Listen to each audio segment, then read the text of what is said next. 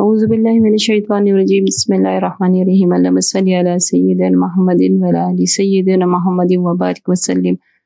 السلام علیکم ورحمۃ اللہ وبرکاتہ۔ یہ واقعہ جو میں آپ کو سنانے لگی ہوں یہ کافی عرصہ پہلے میں نے سنا تھا، لیکن کبھی کبھی کوئی واقعات آپ سن لیتے ہیں اور تو پھر آپ کے ذہن سے وہ ہٹا دی جاتا ہے، رب کی طرف سے ہوتا ہے، اور پھر جب اس کی ضرورت ہوتی ہے تبھی آپ کو یاد دلائے جاتے ہیں کہ اس کے حوالہ پیش کرو۔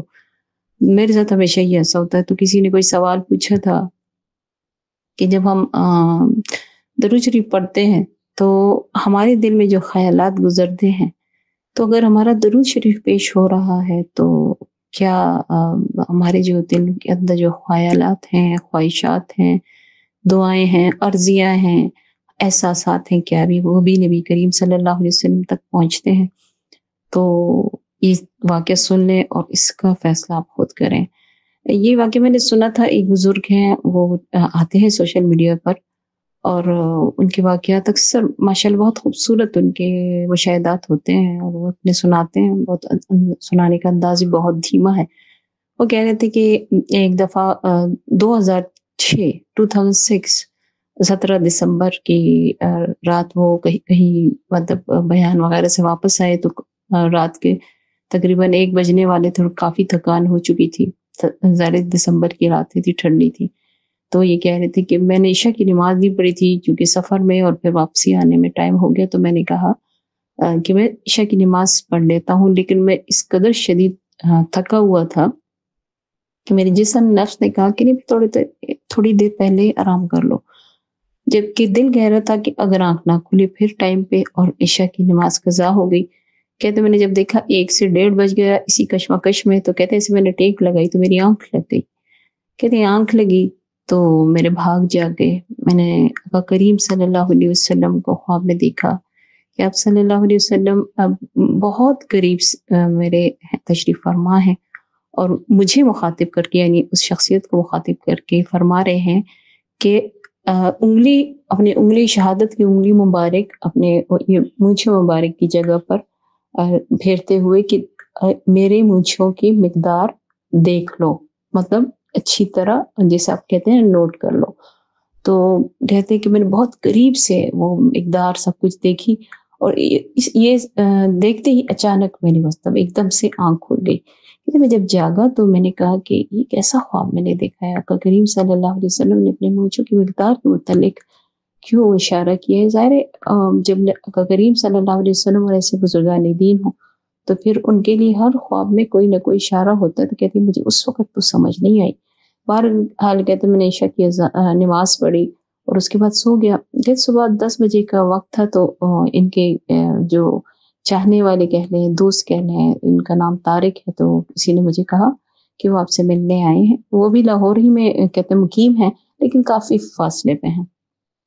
تو میں نے کہا بٹھائیں ان کو، میں آ رہا ہوں۔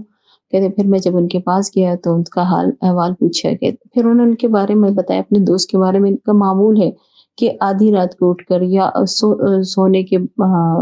سونے سے پہلے یا تہجد کے ٹائم میں ان کی عادت ہے کہ یہ ایک خاص مقدار میں درود شریف اچھے خاصی مقدار میں پڑھتے ہیں۔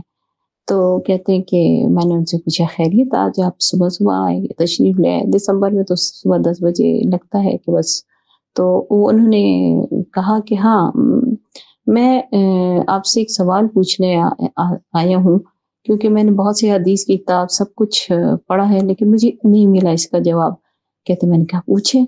تو کہتے ہیں کہ آقا کریم صلی اللہ علیہ وسلم کی مونچھوں کی مقدار کیا تھی؟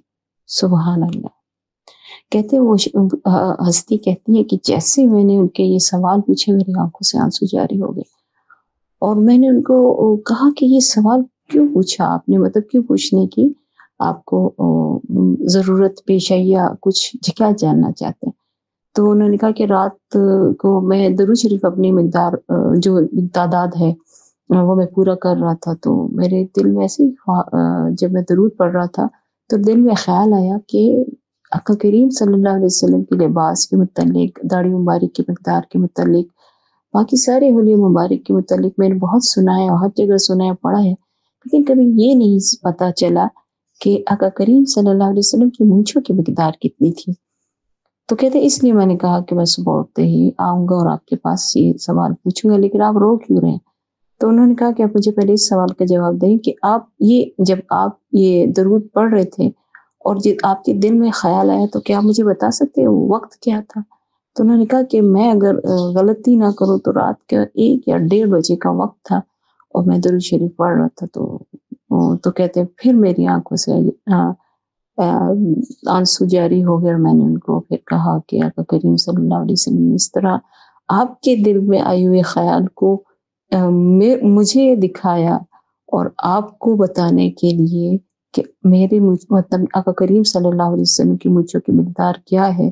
صبح میرا ایک دیوانہ آئے گا جو درود شریف پڑھتے ہوئے مجھ سے دل میں اپنی باتیں کرتا رہتا ہے اور لبوں پہ اس کے درود ہوتا ہے، اور آج جب آئے تو اس کے یہ الجھن دور کر دینا اور بتا دینا کہ میرے مجھوں کی مقدار یہ ہے۔ سبحان اللہ۔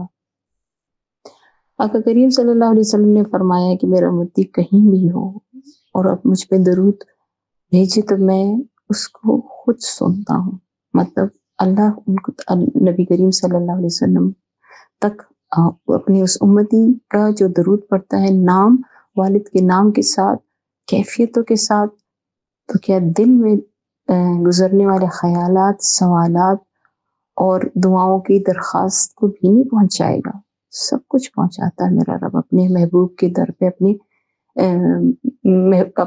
ان امتیوں کو محبوب امتی کہوں گی جن کو درود شریف کی کثرت سے توفیق ملتی ہے پڑھنے کی۔ تو جب آپ درود پڑھتے ہیں نا تو آنکھیں بند کر کے درود گپ پہ ہو اور دل میں آقا کریم صلی اللہ علیہ وسلم سے باتیں کیا کرے، سب کچھ کہہ دیا کرے، ادب کے ساتھ، محبت کے ساتھ، اخلاص کے ساتھ، سب پہنچا دیا جاتا ہے، میرا رب سب پہنچا دیتا ہے۔ ہر ایک امتی کا جو درود کثرت سے پڑھتا ہے، محبت سے پڑھتا ہے، شوق سے، ادب سے اور دل و دماغ کی حاضری کے ساتھ فوکس کرتا ہے۔ جب آپ اپنا سب کچھ، اپنی ساری توانائیاں لگتی ہیں نا ان چیزوں پہ، اب فوکس کرنے پہ، حاضری پہ، ادب کے ساتھ، محبت کے ساتھ، ایک گوشے میں بیٹھ کر ایک کافی تعداد درود کی پڑھنا، تو جب آپ محنت کرتے ہیں تو آپ کو محنت کا صلہ نہیں ملے گا؟ سب پہنچتا ہے انشاءاللہ تعالی اور پہنچتا رہے گا۔